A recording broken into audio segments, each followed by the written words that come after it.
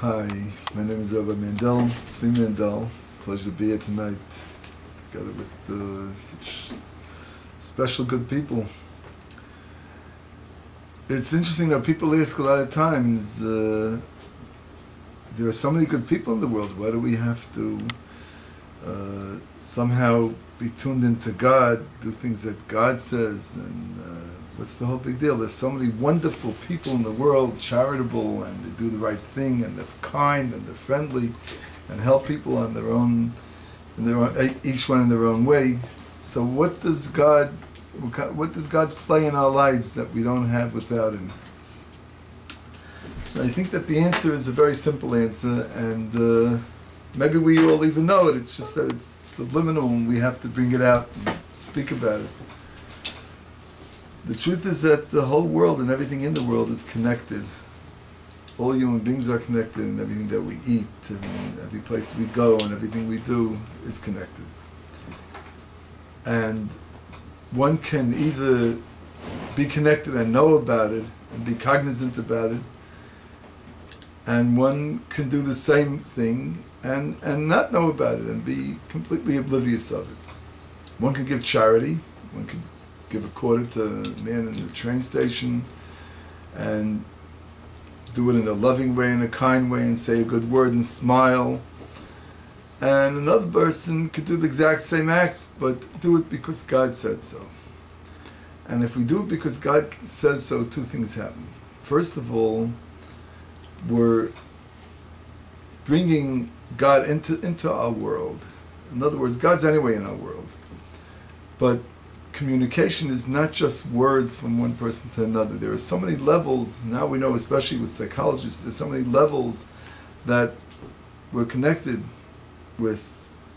It's a message a person gives when he speaks to somebody else, heart to heart.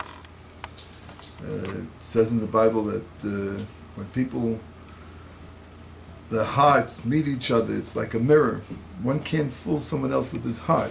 Heart is something you can't fool another person with. If a person really loves someone, then the other person's going to feel it. If not, then the person's going to feel it also. Unless there's a side reason why the person's blocking it. But really, so the same thing, if we do things because God said so, and it's the same exact act that the other person does, then we're bringing God into the world on a certain level, even though we don't see it. But God is being pronounced and being part of the world, and can be carried on from another person to another person, and it's endless. That's one thing. The other thing about it is very simple, that a person could do something because God said it, and sometimes maybe he's a little bit lazy, or she might be a little lazy, right? Rather get another half-hour sleep. Why should I go out and do this? But we're excited because God told us, and God is eternity, and God is endless. Then it's done with a different umph and with much more energy, and can always be pronounced as so. A little on the same level, there's there are two people, right? There's a parable that said there's two people, two brothers. One was a very rich brother and had a big palace and lived very richly and had everything he needed and more. And the other brother was a pauper. And for 30 years they didn't speak to each other. Finally, one day the brother that was a pauper had to marry off one of his daughters, so he said to himself, you know what, now I really have to go visit my brother, even though I would rather not to, but I need a couple of $1,000s to make a wedding, and I have to get dresses and suits for my children and myself, so I have to visit my brother. Maybe he'll be charitable enough to give it to me. So he goes to the other side of town. He couldn't even afford any kind of transportation. He comes to the other side of town, and he knocks on the door of his brother's palace, and the butler answers the door, and he says, can I please visit, can I please speak to the host of the house? He says, well, you can't come without an appointment. He says, but I'm the brother of the butler, of the owner of the house. Oh, yes, brother. So he runs back and he says, your brother's here downstairs, he wants to speak to you. He says, my brother? I don't have any brothers. And of course the butler was devastated. And you can imagine how the brother felt when he came down to tell him. He says he doesn't have any brothers. He was very broken. Anyway, that week, the rich brother would go visit their elderly father who lived in a different city once in a while. So, a couple of days later, he knocks on his father's door and he says, "Hi."